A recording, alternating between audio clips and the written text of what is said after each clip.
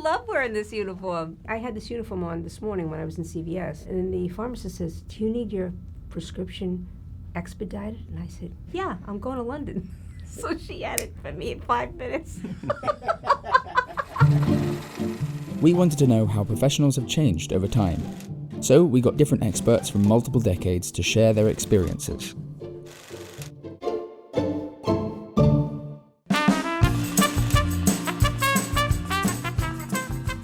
We're looking at a 747. It was the most exciting plane, my favorite plane. It was like a floating hotel. I remember, here I am, 21 years old, and I looked at the plane and I went on it, and of course we have first class, and then we had business class, and then we had 3 sections of coach. I thought I was done, and I opened the curtains and there's a whole nother section back there. I was like, oh my God, this is never gonna end. I mean, there were people who said, does this thing really get off the ground? It may interest you to know that the complete flight of the Wright brothers at Kitty Hawk could have taken place inside a Boeing 747.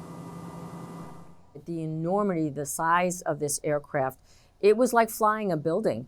The 747, the Queen of the Skies, was without question our favorite airplane of anything that ever flew. But it's pretty much the world's favorite aircraft.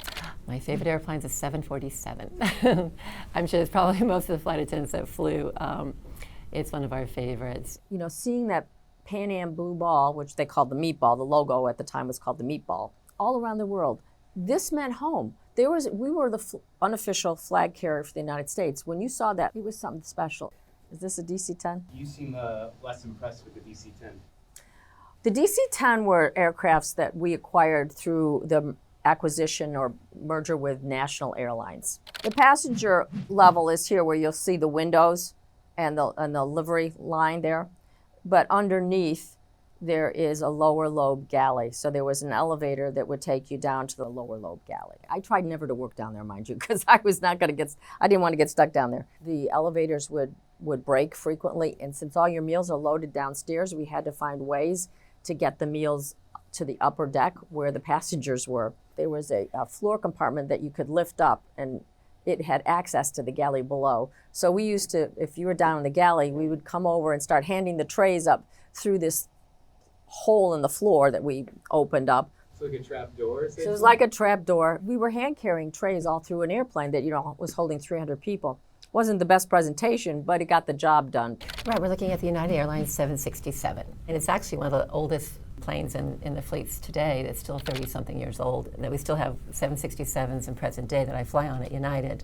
I loved it because the passengers felt like they had more space. Did you like the DC-10? It was kind of sometimes daunting when you're a new flight attendant, you're working down below, and you're down there by yourself. It's kind of eerie, and you're hearing, you hear the engine noises, and back then we had the kennel next to it, so sometimes you'd hear barking, animals, and so it's kind of a very interesting experience. Continental, we flew DC-10s. I flew those to Rio de Janeiro for many years. That was one of my favorite birds. This is the 787. This is the Dreamliner.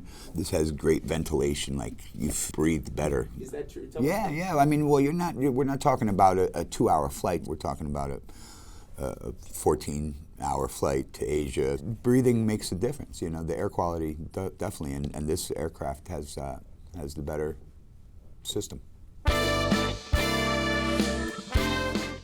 When I started flying, they didn't have a liquor cart. We actually had to make them. I sound really... In the 70s, when I was on a 727 and a 707, we would unfold a cart, set up a cart, a 3-tiered cart. It was a lot of work. And we had to have the first cocktail out in 12 minutes. That was the rule. Service was service, and we were #1 in service, American Airlines. We were. The plane could be still going up like that, and we'd be out of our jump seats setting up the 3-tiered cart. That's why I have strong legs now. No veins, because of just going up and down and all the exercise I got. And the service was never ending. From being on the ground, we served champagne. It looks like she's serving champagne. She could be on the ground because people are standing up. And people were allowed to stand up. People were allowed to roam around. There was none of this. Now everybody has to stay in their seat with the seatbelts on. That's why I think people are so cranky now. And then we had the upstairs, up the 747, we had a spiral staircase going up. After you finished your meal, you went up there to see and be seen. All the first class, the movie stars would go up there and hang out. Nobody was working on a computer up there. So this is essentially like a lounge. Yes, it was a lounge. And we had a piano in the back, and people would play the piano during, after the meal service. People who knew how to play the piano. So it wasn't a staff piano player. It'd be anybody who can play can just go up there. Yeah, but we also had famous people go in the back and play the piano. Do you ever hear anybody famous play the piano? No.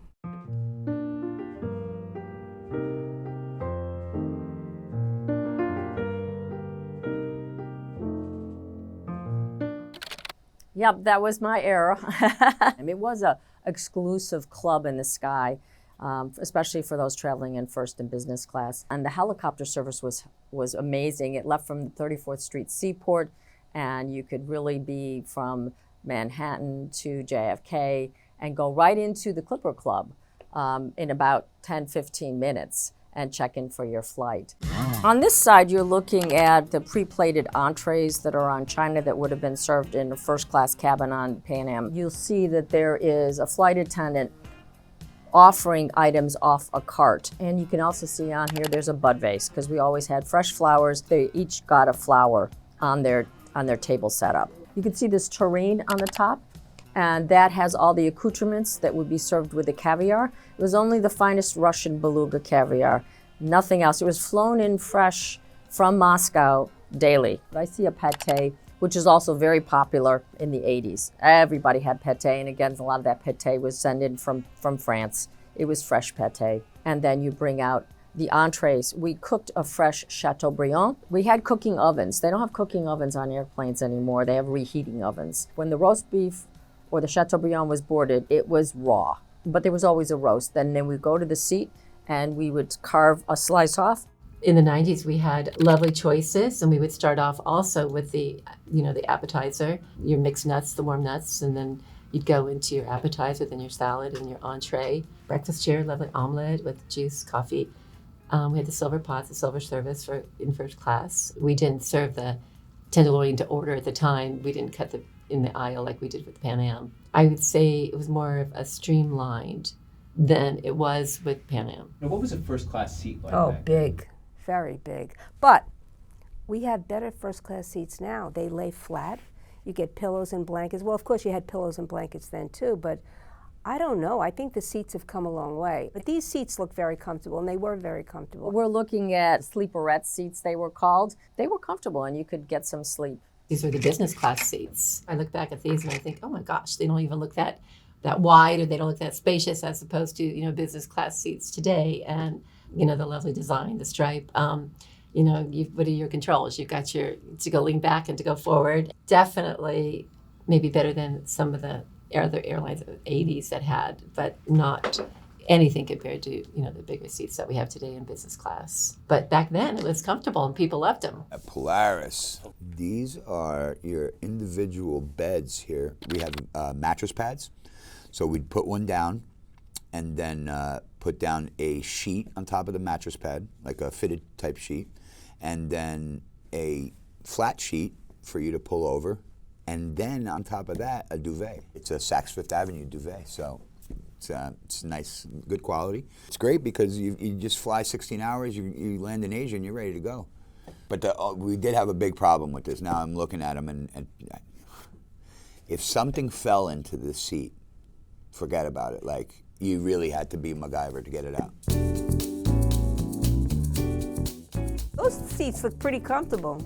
This looks like a typical coach cabin from the 70s where people are happy, they're excited, they're happy to be traveling, they're smiling. 3 across, yes, that's 3 across, so that's probably going to be a coach flight. Well, they were bigger then. You had more space. You don't have much room to push your seat back today. Oh my gosh, Coach. The seats, they weren't as close together. They had a little bit more space. So passengers weren't on top of each other. I think it was just, even the aisles were a little bit wider. I think when they started taking rows out, it just became more, uncomfortable for some of the passengers. They just put in more passenger seats, and some of the planes, they took up more galley area. In the 90s, we still had, pillows and blankets. We served meals in the 90s back there. Every flight had over 2 hours had a meal. And the ubiquitous peanuts, we always we were able to serve those without too much of a controversy. And we usually had a little bit more extra flight attendants on board. So I think economy back then was a comfortable experience. It turned into a bus. It's a commute. And there's the big screen that everybody gets to watch the same movie. Everybody watched the same movie. People were thrilled to be able to watch a movie, but they had to pay for the movie. We had to sell the headsets. I'm trying to remember how much they were. I think they were $5 or maybe $3 when I started. We had the headsets that we had to plug in the little earpieces to. And then at the end, we had to count them all up and put them in a bag and then lock them. It was a lot of paperwork. It didn't matter. It was a terrible movie. They wanted something just to pass the time, I think. We couldn't get satellite television. We couldn't get any of that. This is the projector and the Super 8 movie cartridge. It was big and clunky. And when it worked fine, it was great. When the system didn't work, then you heard about it.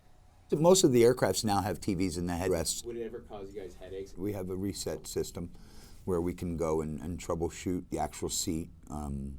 Sometimes it was the whole row. So if this guy is already halfway through a movie and this guy's movie goes out, then we have to reset the whole thing. So he's not a happy camper. Oh, free drink is not a problem. Are you kidding me? That's easy. People these days, they want a mortgage payment. And I'm grateful for today's technology. I miss some of the things that we had in the past. I think that, I miss the fact that you communicated more back then.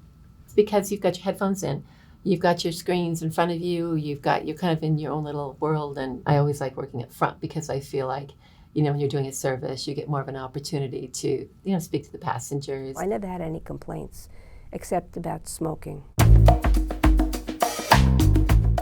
All right, smoking on airplanes. Yes, that was a thing. Oh, there were cigars, there were pipes. The smoke was so intense on the plane that my eye makeup would be dripping down my face. I couldn't breathe, and I remember calling the union and getting the union president on the phone and telling her I can't breathe. And she goes, well, you're going to have to medically disqualify yourself from flying then. That was the union response. And people would fall asleep with cigarettes in their hands. They could start a fire. That was the real danger, starting a fire on the airplane. Excuse me. Perhaps you didn't realize, but this is a no-smoking zone, and I'll have to ask you to put the cigarette out. Oh, I'll just be a minute, actually. I mean, I realize it's no smoking, but it'll just be a minute. There were always people who would book a seat in a non-smoking section and then want to smoke. Because ironically, a lot of the smokers didn't want to be in the smoking section, but they wanted to smoke. And of course, the people seated around them were not terribly happy if somebody would light up a cigarette. We used to go in there and clean them and make sure that they were fresh. Now, we got a lot more people traveling that are not familiar with flying. They don't know how to use the bathrooms. They don't know how to open the door. They may take the paper and put it in the wrong receptacle, or they don't know how to flush. We cleaned the bathrooms. We were actually responsible. I know nobody will touch them today, but we had to use them too. So we would go in, kind of clean it down, just because there was a sense of pride. It depended on how really bad it was. I mean, there were some times we would just say, that one is locked off. Oh, geez. The blue room. I think I remember the first time that we called it the blue room because when it was blue coming out of the toilet, we'd say, oh, you got to go take care of the blue room. Or, anybody in the blue room? And obviously there were extracurricular activities that went on in there at times that they were known for back in the day, the Mile High Club that they had called it back in the, 70s, 80s, whatever it was. Is that for real? Oh, absolutely. I mean, it's crazy. People, for some particular reason, they just thought that was the cool thing to do. And so they would just disappear in there, and one would go in first, and sometimes another would go in after that, knock on the door. Would you scold them? Yes. Say, excuse me, this is meant for all the passengers and not, There'd be flight attendants who would line up and they'd clap or something crazy, or they'd just stare at them. And, most of the time it was a reaction of, this is not cool. You don't do this on an airplane. And why would you want to? It's a small bathroom. It's not sometimes the cleanest place to be. But like anything else, people want to do something to say they did it. It was just different times, crazy times. These bathrooms, as the years have gone, I don't know if it's me getting bigger or the bathrooms getting smaller. I don't know. But these bathrooms are so tiny. And I've seen some disasters happening in these bathrooms. Oh, glad I don't have to use these bathrooms anymore. We met movie stars so many times, but you had to act calm. You couldn't act all excited and weird. This is just a little notebook. I would write down on the menus who was on my plane that day. I had Liza Minnelli, I had Liz Taylor, Nicolas Cage, Joni Mitchell, Stevie Wonder, O.J. Simpson, Farrah Fawcett, Sarah Jessica Parker, Robert Redford, Donald Trump, Alan Alda, Al Pacino 3 times. I loved Al Pacino. This is Richard Nixon. I was not a big fan of Richard Nixon. I was in coach on a DC-10 in the Caribbean, and Richard Nixon was in coach then because he had already left office, and he was sitting with Pat, and he was on my side, so I had to take care of him.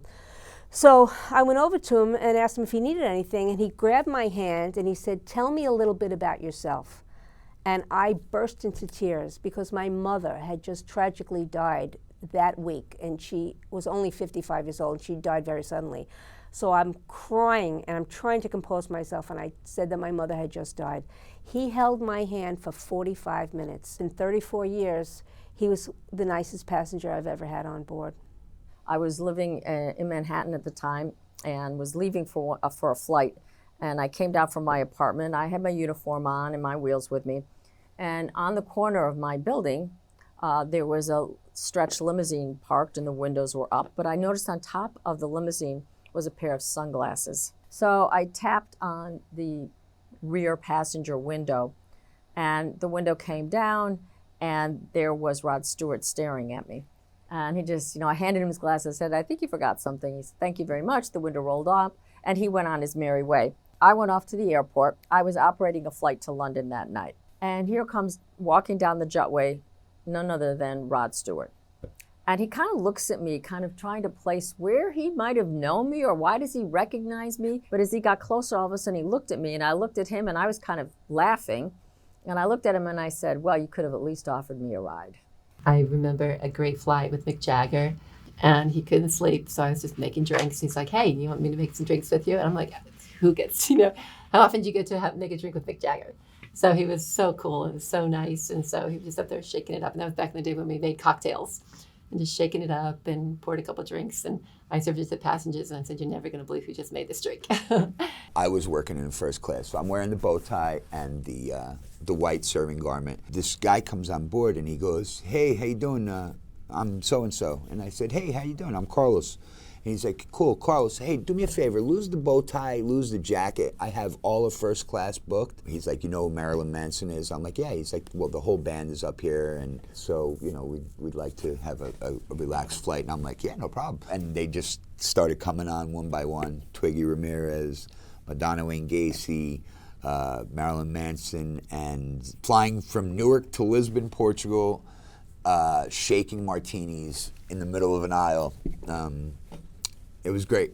It was fun. So when we land in Portugal, and while we're there checking in, like the whole band comes in, and Twiggy's like, "Dude, you're here." And I'm like, "Yeah." This is Madonna Wayne Gacy and Twiggy Ramirez and myself. And we went out for dinner. This guy wanted to drink absinthe. And I'm like, "Yeah, all right, whatever, I'll drink absinthe with you." Mind you, I had to work the next day, but yeah, we had a fun time. If you see here, he's holding up a set of wings. I gave him my wings that night for him, extending the invitation to me and taking me out that night. I was in charge on an all-nighter coming home, and I sat next to Robert Klein and Jay Leno. And I kept giving them drinks, and they would sit with me, and they were telling me jokes the whole way. And Jay Leno, he asked me out. There was a lot of, people asking people out. Yeah. Yeah, there was a lot of sexualization going on. Other airlines like Braniff, they had the short shorts. I don't know how you could work in those though. I was the shortest one, and I had to stand on top of the seat to get into the overhead bin. So. I don't think that would be a good idea to have short shorts on. National had a campaign that was "Fly Me." I'm Linda, fly me. We didn't do things like that. That wasn't Pan Am's brand. It wasn't what we advertised. It wasn't what we were trying to sell. We were selling sophistication. We were selling business. We were selling cross-cultural appeal. Did you have like men hitting on you? I was so innocent. I really was. Even though I grew up in Brooklyn, I was pretty innocent. It didn't happen to me. And I never had that with the pilots either. They never hit on the flight attendants because they were so old. They got their flying hours from World War II. You know, they were like your grandfather. Did you ever get hit on by passengers? Sure, of course. You know, they would flirt with you, and I was very observant at the time whether they'd have a wedding ring on or not before I was married. And all of a sudden you'd see the wedding ring slip off and you'd go, okay. And they would start, you know, talking to you and like hitting on you. And I'm like, okay, well, does that wife that has that ring, you know, with that ring in your pocket, is that, you know, something that you'd like her to know about? So I called some people out on it before. How about pilots? I think that, you know, there are different times in my career when, you know, you're kind of naive, and maybe some pilots would try to take advantage of that, you know, and you offer you, you know, come watch TV in my room, but they didn't really want to watch TV. And so you obviously realize, you know, what they have in mind, and you get out of there really quick. And There were very strict physical requirements for flight attendants back in the 70s, extremely hard. You had to have makeup on at all times, you had to have lipstick on, you had to have nail polish. The most you could weigh was 119, but if you got to that weight, they would torture you and put you on weight check.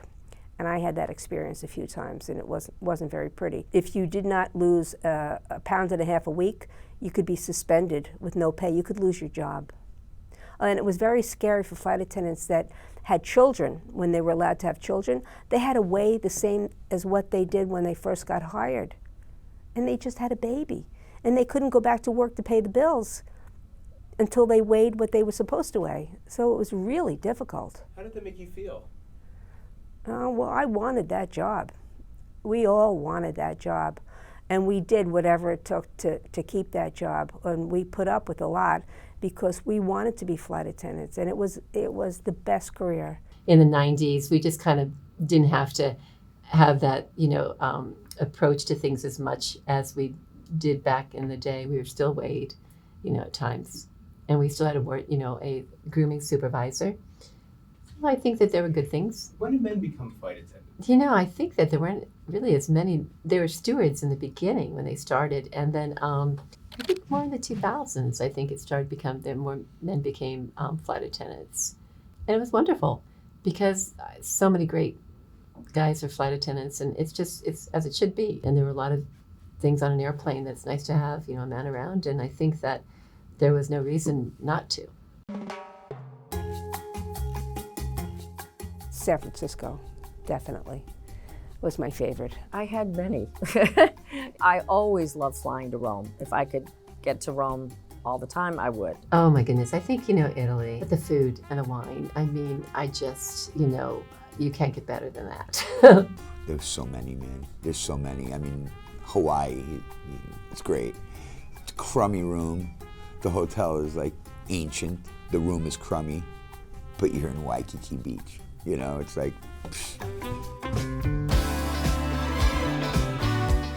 It depends. If we were in Arkansas, we might go out with the cockpit. We really didn't hang around with them, but if we were in an unusual or weird place and there were some safety concerns, not because we were young girls alone, we would meet the cockpit and go out with them. But most of the times we went out with the girls, and we didn't have a lot of money. And we were always on diets because we couldn't eat anything. Just go out and party? Sure. It wasn't always, but usually we tried to stay together. And there were restaurants that were particularly known for Pan Am Cruise. In Frankfurt, there was a place that we nicknamed, it wasn't the real name, but it was nicknamed the gas station. I mean, literally, I think Pan Am Cruise kept the restaurant going for decades. Absolutely. It was wonderful. That's the great thing about the camaraderie. And, when I started with National, we were just, we were kids, 20 years old, 19, 20 years old when I started. And we would be on reserve, and we'd all have our beepers. We'd by the pool, and we'd be hanging out, and we'd go on layovers. And at the time then, we would the whole crew would go out. Same with Pan Am. It's just, we had such great times. I mean, we went all over the cities together. boom, I land in Milan. I want to go out. I want to see Milan. I'm here for 24 hours, I want to go have dinner. I want to go see what's, I'm a young guy. I'm single. I want to see what's happening, But once you get that out of your system, then you already know what to do and how long to sleep. That was really important. It's more individualized now, I would say. I mean, I still go out with the crews, but it's a lot of, people do kind of their own thing. Things are very different. I loved being a flight attendant. I still have dreams about being a flight attendant. I work on an airplane at least once or twice a week in my dreams. And it's so funny because I am not alone. Mechanics have these dreams. Cargo people have these dreams. Ticket agents have these dreams. We call them flight mares because they're kind of, you can't get through security. You can't find your ID. You can't find your suitcase. You can't find your gate. That's what these dreams are all about. Maybe it's post-traumatic stress disorder, I don't know. I adored it. The whole saying is it's an addictive lifestyle. You might complain about things, but you wouldn't do anything else. You know, when you're flying internationally, like the world's your mall, you know, I could shop all over the world. I was stationed in Singapore for a while and Bangkok for a while, and I would fly into China. I'd fly into Shanghai to get silk, and then bring it back to tailors in Singapore, and they would make beautiful clothing for us. I love flying to Argentina. You know, we'd go and we'd get leather suits made on a layover for dirt cheap. Was it Beaujolais time in France? Okay, let's go get the latest case of Beaujolais that just came out. I still love it. They say, if you love what you do, you never work a day in your life. Well, yeah, you do work a day in your life, but I love it. You know, I've been doing this since I was a kid, 40, and I've been flying 40 some years. And to this day, I still think I have the greatest job in the world. I'm still thrilled when I land someplace and I go out on a layover. I'm like, okay, wow, it's like, okay, as if it's a new place, a new destination, even though I may have been there many times. Loved it. Loved it. It was the most amazing time of my life. Why do you love it so much? There's no school that could teach you that. You know, cultures. It's such a good thing. Sorry, choked up. Yeah, there's no schooling.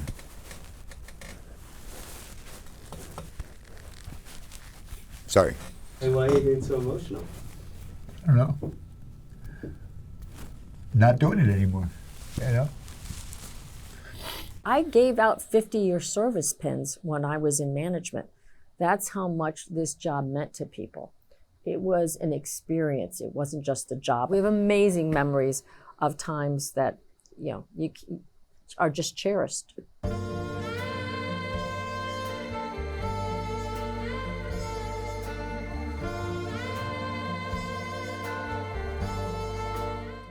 Sure, what the heck? Oh my gosh, you're really gonna fold it? Absolutely, why not? Let's see if it does. I really should have just blown one up because now I gotta get out of it. We wanted to know how professionals have changed over time, so we got different experts from multiple decades to share their experiences.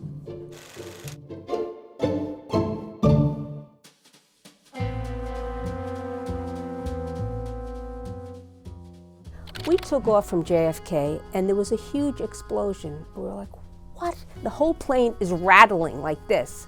The engine had exploded and all the blades, they looked like Venetian blinds, they're blades inside the engine. They shot out into the plane. I could look at them and they were embedded in the aircraft because we could look out the window and we could see this. The whole plane is shaking.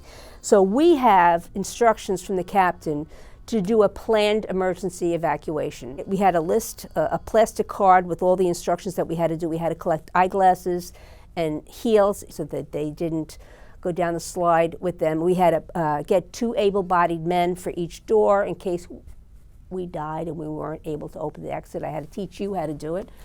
So I started to lose it. I started to cry and I started to get crazy. And then I saw my girlfriend Judy. She was little Susie Stewardess, you know, she was doing everything she was supposed to. She was all calm and I said, you know what? If she could do it, I could do it.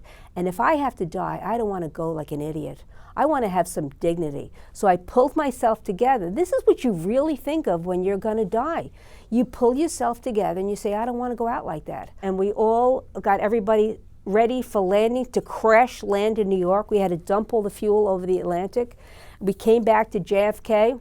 Of course, none of this was in the news because the airlines used to squash any negative press. Not like today, it's on TikTok every 5 minutes. So we landed, and we landed perfectly safe. And we all walked off the airplane, but we were like this.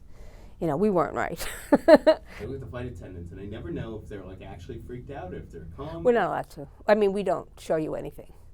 Don't ever look at their faces to get a clue, because they're never going to give it. They're going to be like this. We're trained to be prepared and not to react. Fire on an airplane is the worst thing. You never want to have to deal with a fire on the aircraft. I would say probably the scariest moment I had was there was a fire on board. We had taken off, and all of a sudden, probably about 15 minutes into the flight, you could smell smoke in the air. We have incredible training. Our emergency training is amazing. So you just kind of go into a different mode. And I went up and asked the purser, Jay, I said, Jay, what's going on? He goes, Carol, there's a fire in the cockpit. And all of a sudden you think, wow, a fire in the cockpit, it's not something that we hear about a lot. I went back and I got him the fire extinguisher behind the last row of seats in first class. Just as I had gotten up there, the extinguisher in my hand, the door opened up and the cockpit said, we need another extinguisher. And I could see like a semblance of a flame, because I was eerily calm. And I handed them the extinguisher, closed the door. I said to Jay, I said, okay. And now I said, okay, he knows me. So I go, now I'm going to pray. And at that point in time, we got a call back from the cockpit, the fire was out. So we needed at that point to get the plane ready to emergency land.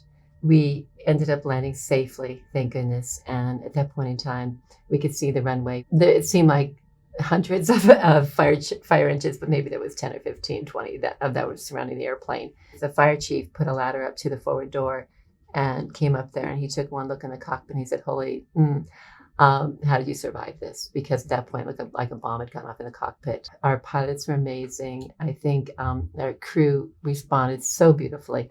And that's where I want passengers to know that the importance of our training and what we can accomplish is so important. You definitely check your faith real quick, and I'm like, oh, please, God, get me out of this. I'll never fly again. I'll never fly again.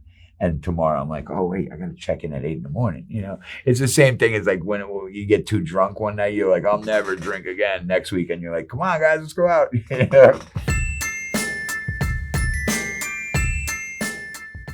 I think it was $500 a month. We had to go in and get our paycheck from the airport. There was no computers, there was no, instant paycheck. We had to get dressed up to go to the airport, business attire, get our paycheck, and then go in person, drive to a bank and deposit it. So it was a whole big production on our days off.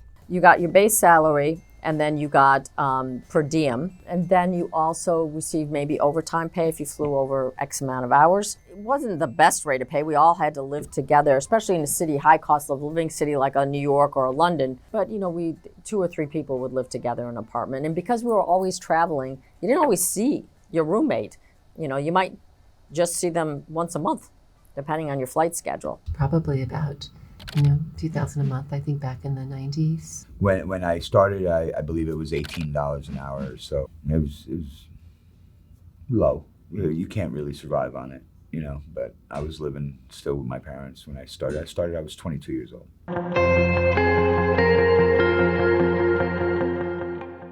In the 60s, in the 70s, and the 80s, there were a lot of hijackings. We learned down in training what to do in case of a hijacking, and that was always a fear. And everyone seemed to be going to Cuba. My friend Jeannie was hijacked to Cuba, a DC-10. She was the purser on that flight, and it was a very, very scary. She was flying from New York to St. Croix and St. Croix back. And there was a man who had murdered several people, was being escorted by 3 air marshals. In those days, you were allowed to be uncuffed, and you're allowed to walk around the airplane. He went to the bathroom several times. He was looking for a gun that had been planted in the bathroom. And so he kept going back and forth to the bathroom, and the flight attendants noticed everything. Come to find out, he found the gun, and he disabled the air marshals and had them on the ground, and then he demanded to be sent to Cuba.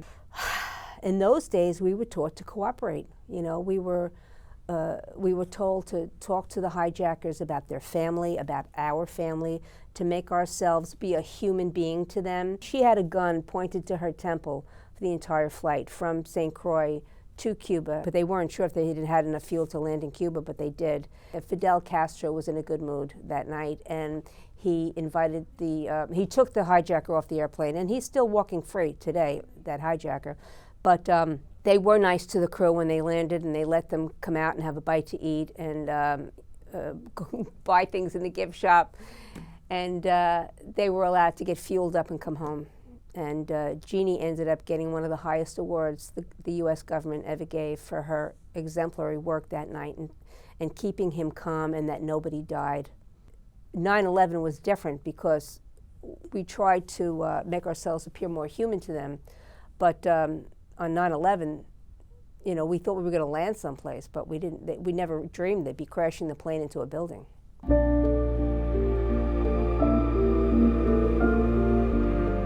It is a hard picture to see. It is the clipper made of the seas that was bombed over Lockerbie, Scotland in 1988.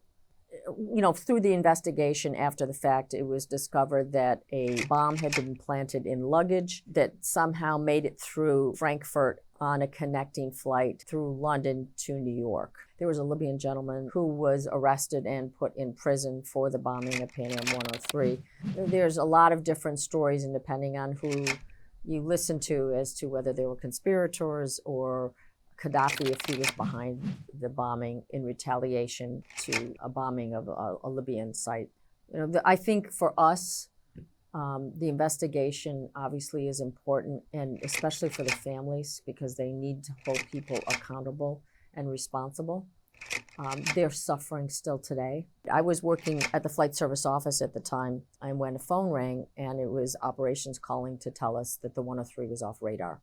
If there's an airplane off radar, that only means one or two things. There was either mechanical issues or something terrible happened. And sadly, something horrible had happened. I went over to the airport. A lot of the people were arriving to meet what should have been the inbound aircraft from London. And that included the parents of a lot of the Syracuse students that were coming back from their semester abroad. I distinctly remember, and will stay with me to my last day, the mother of one of the students who was there at the podium. She fell to the floor and let out a blood-curdling scream that only a parent could really understand the depths of her despair at that point. It was horrific. It's one of the darkest days in the airline's history. And it was only a few short years later that Pan Am went out of business. People weren't flying Pan Am anymore.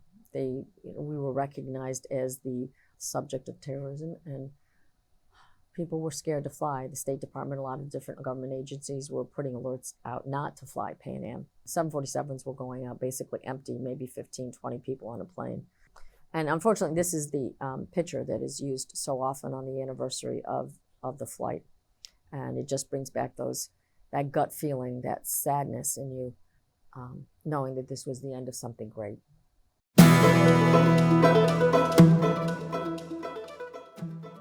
After Lockerbie happened, it was kind of the writing was on the wall that I didn't think that Pan Am was going to be able to survive. I think after this happened, I think it was really difficult for Pan Am to restructure, because at that point we were, we were really financially in difficulty. And so I think we had just gotten an opportunity to kind of re-emerge. We were told that Delta was going to come in and get some financial backing. And so apparently, for whatever reason, they pulled out at the end.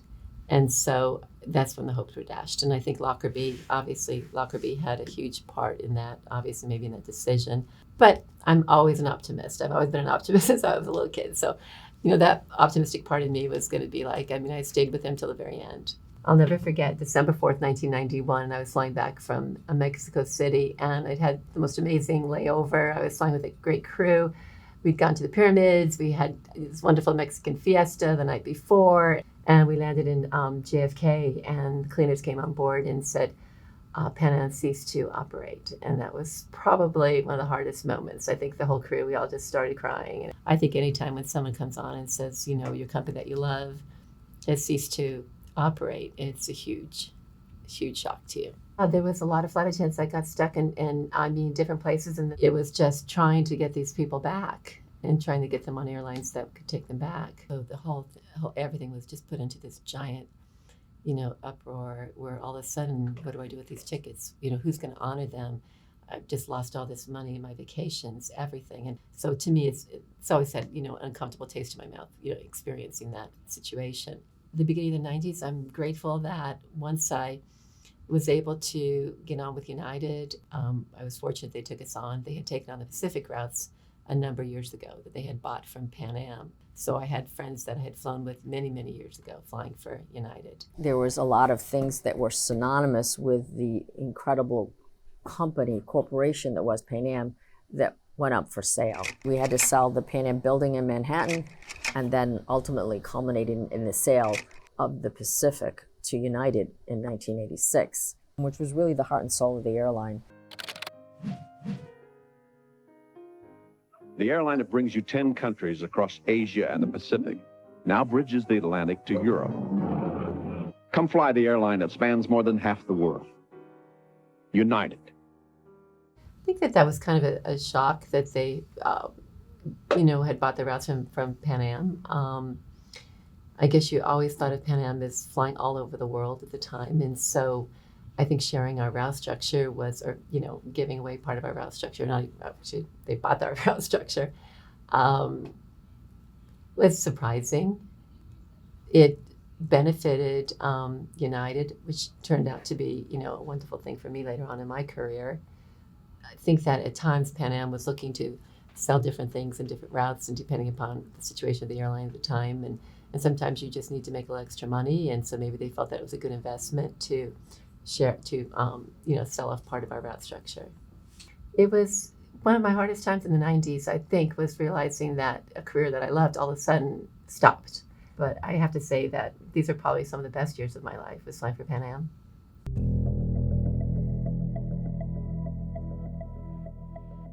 September 11th was on a Tuesday, and I came in the day before from Portugal, and I turned on the television and I watched the second plane hit live.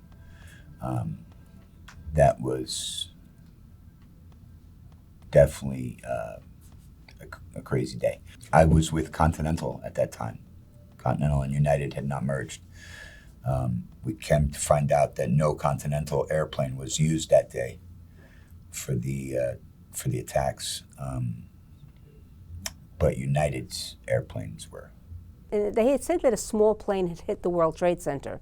It was red, white, and blue, which alarmed me, and then it came out that it was Flight 11 from Boston. And my friend Diane Bullis was on that plane, Diane Snyder, and the hijackers were in first class. My friends had Mohammed Atta on the flight the previous summer, before 9/11, in July and August, going back and forth to San Francisco. He was looking at taking Flight 59, and he wouldn't eat or drink anything, and he would only deal with the male flight attendants. He would not deal with the female flight attendants, and he was as cold as ice. So they got this really weird vibe from him, and they all remembered him. But on 9/11 that day, when the second plane hit, and I saw that on TV, I knew, as everybody did, that it was terrorism.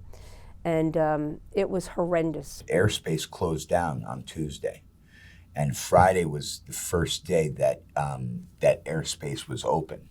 I was doing a flight that Friday from Newark to Sao Paulo, Brazil. And, we don't profile anybody on an airplane, but that day, everybody was profiling everybody. It was just a scary time period, Everybody's like, who are you? What are you doing? Yeah. We hadn't met the pilot yet. And I went to the cockpit to introduce myself, and he's sitting with the crash axe on top of the instruments. And when I saw that, I was just like, whoa, this is rough. Right after September 11th, it was kind of like the COVID thing now. There was nobody flying. Nobody flew after September 11th. Planes were empty. People just didn't want to fly. Everybody was scared. They started bringing in self-defense training, how to defend ourselves, how to block properly, what to use on an aircraft, things that we can use. It was a different culture, different lifestyle. Did you think it was less enjoyable to fly after 9/11? Yeah, a lot less enjoyable. Why is that? Well, just everybody was on edge.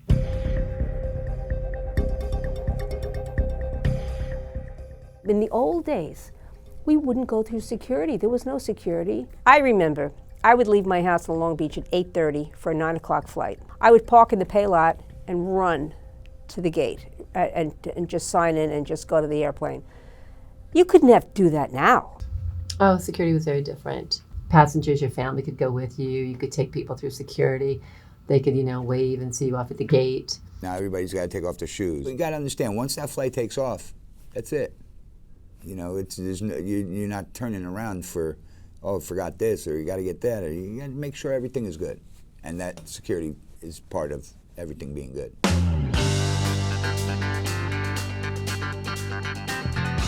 Okay, this is graduation day in 1976, June 24th, and that's me right here. And that was a Bill Blass uniform. He was a designer, a very famous designer in the 70s, Bill Blass.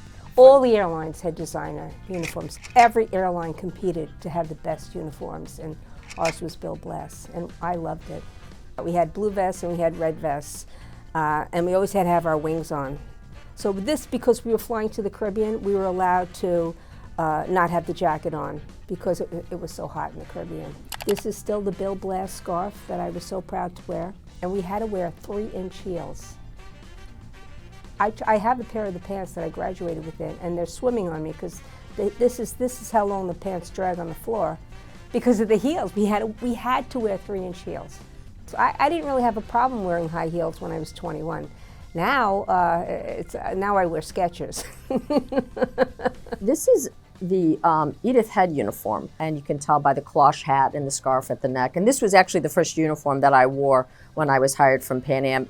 Edith Head was a famous fashion designer, Academy Award-winning fashion designer, and Pan Am was fortunate to be able to hire several well-known Academy Award fashion designers to design Pan Am uniforms, which were considered very classic. The cloche hat was really a symbol of Pan Am at the time and used frequently in Pan Am promotions. Well, this picture was clearly taken after 1980 when Pan Am introduced a new uniform.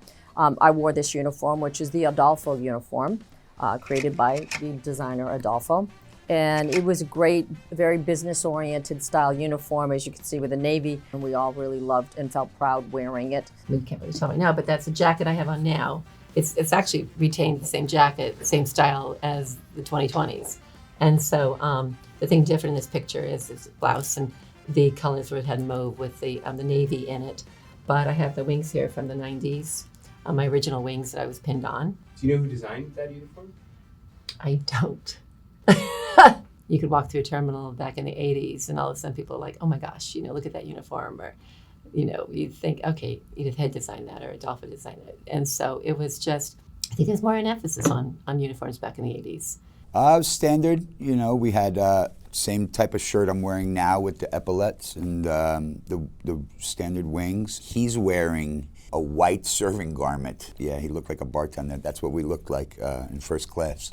Do you remember who designed that? This one, I don't think we weren't into designers. I don't remember. I don't recall. I think it was in 2016 we got the most beautiful gray uniforms, and we had this red Cole Haan purse. Everybody looked fabulous in this uniform until people, Facebook was around then. People started writing that their heart was racing, that they had rashes all over their bodies. One person had to go to the emergency room. They thought they were having a heart attack, and these are young flight attendants that are all of a sudden having all these things, and it was affecting pets. If you had your uniform in the garage and you had your cat there, pets were dying when they were being exposed to these uniforms. And it wasn't until the cockpit really raised a big question, because they had poison shirts as well. They said that we have an issue, that I have a serious issue in the cockpit and this has to be dealt with. And then I went to a meeting with American Airlines. It was like a shareholders meeting, and I brought a poster board of all the injuries of all the flight attendants with their pictures, and I spoke to Doug Parker, and I said, these are your flight attendants, these are your people. I said, they're getting very sick, some of them have died. I said, you need to take care of your people. And 3 days later, he pulled the uniform, the Twin Hill uniform.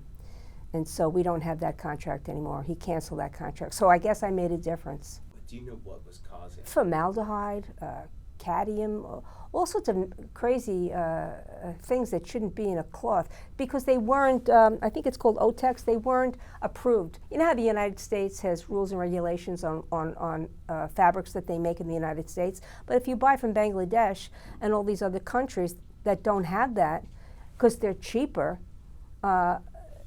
your health is being affected. They don't have the same standards.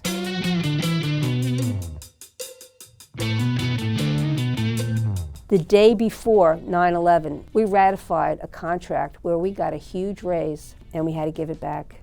And we gave it back gladly because we didn't want the airline to go under. Airlines were going under and we didn't want American to go under. The discount airlines came, JetBlue came, Spirit came, Frontier came, and the legacy airlines, we couldn't compete with these low-cost carriers because they were no frills.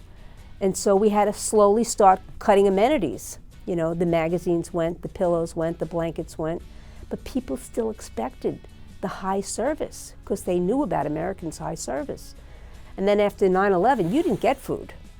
And then we brought back sandwiches, and let's say for a full plane, they gave me 25 sandwiches. And these poor people, you know, I didn't have enough food for people. I mean, people would start crying. The reason Pan Am probably ultimately had to fold was the fact that it didn't have a domestic route system. Every time Pan Am made an application to what at that time was the CAB for approvals, it was denied. We had fallen out of favor with the government. But while American carriers, like American, like United, like Northwest, were granted international route authority, so they were in direct competition with us, we didn't have the ability then to develop the domestic route structure to feed our international flights.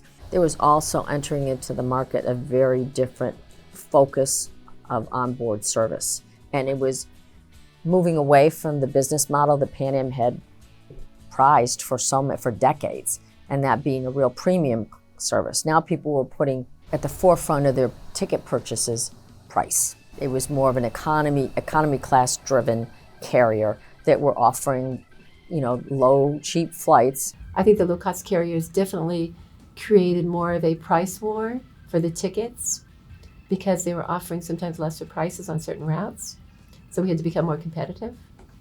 But I think bottom line, though, passengers wanted to, you know, the passengers who fly a lot, there's certain things that they're willing to pay for and certain, you know, things that they're willing to maybe have more reliability in a company that's been around for a long time. And some of these low-cost carriers were just popping up. So some of them would last, you know, a short time, some of them would last a few years, and some have grown into big carriers. We saw them come and go in the 90s. In 2010 was the merge on paper. It was bittersweet, you know? It's bittersweet for me.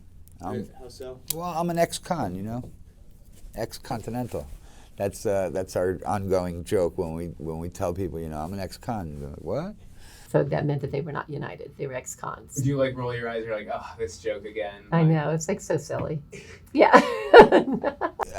Continental was the best company ever to work for. The best. From our CEO, yeah, this man right here. I'll call him Gordo. You know, his name is Gordon Bethune. This man took Continental Airlines from worst to first. He literally, in 1 year, he took, the company was at the bottom position, and he took it to #1 airline in the United States. And he knows exactly how to run an airline.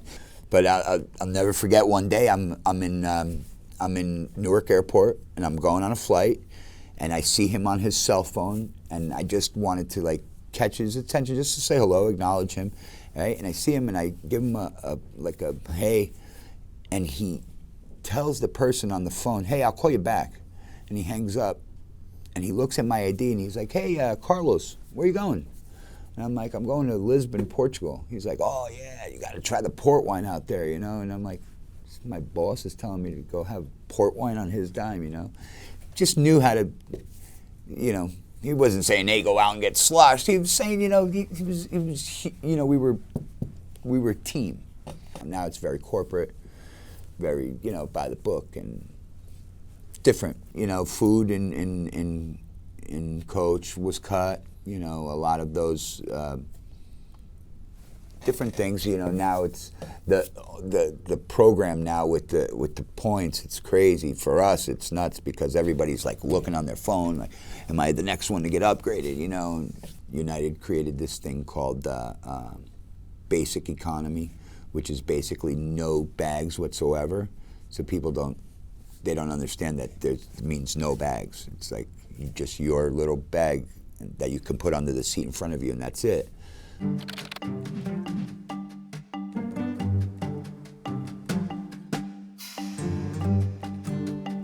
While other airlines are taking things away, Continental still offers things like pillows, blankets, and meals at mealtime. Yeah, Continental, work hard, fly right. I love Continental. I mean, I could sit here all day and tell you positives of Continental. So why did other airlines start to take stuff away? I tell you, it became very, like, numbers, you know, numbers. And I think that also changes the way the employees act. Changes the way the employees act. That means it changes the way the employees act towards the customers, the way the customer sees the company. I don't know, man. I really don't know. Do you remember the safety instruction? No. I was not the one reading it ever because I was never the boss. I didn't want to be the boss. You know, of course, this doesn't take rocket science. You know, it's just. Of course, now I can't get it open. It was all fun and games till you have an emergency, and then you realize this could happen any day, any time. You sit in your jump seat and you think of your commands that you have to say. You know, unfasten seatbelts, come this way, don't take anything with you, remove your shoes, jump, jump, jump. You know, I still say it, you know, in my dreams. Safety, though, has always been one of the main reasons why we are on that airplane, is to take care of passengers in case of an emergency and make sure that they can get out and that they're taken care of. There's an evacuation. Do you know what to do? You don't know what to do. And while that safety video was going on, you were talking with the guy next to you. I'm there to save your ass, not serve your ass. I don't know that I would put it in quite the same terms as a colleague, but yeah, our primary reason for being there is for safety. We're trained. We know how to get you off the airplane. We're trained in all kinds of medical things. If you're having a heart attack, you know, CPR, the defibrillator, we know how to use these things. I had medical emergencies where I had to give people oxygen and I had to do mouth-to-mouth on people. I had to give continuous oxygen to somebody for 4 or 5 hours. And I had to operate all the oxygen tanks, which are hard to operate into. And then when they get exhausted, then you have to refill them. Then I had another guy who passed out, and I had to get him out of his seat, lay him down on the ground. I did mouth-to-mouth on him. Turned out he had the flu.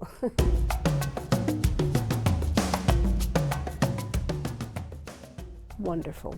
They got dressed up to fly, and they were all in a good mood because they were going from New York to California, and they were on vacation, and they were happy, and they all wanted a cocktail. But then after 9/11, it was not about service anymore. It was about safety and security. I don't care who you are. I don't care what's going on with you. I don't care what vacation you're on. You have to listen to the flight attendant and obey the rules.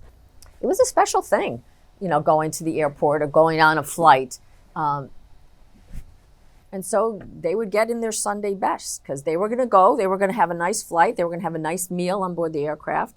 Passengers in the 90s may have been a little bit more laid back. Today you have to deal with so much more. You deal with the long security lines, you deal with, you know, delays more so than I think back then because there weren't as many flights going on. So I think passengers today, you know, get very frustrated at times when maybe the airplanes, you know, break down or something happens.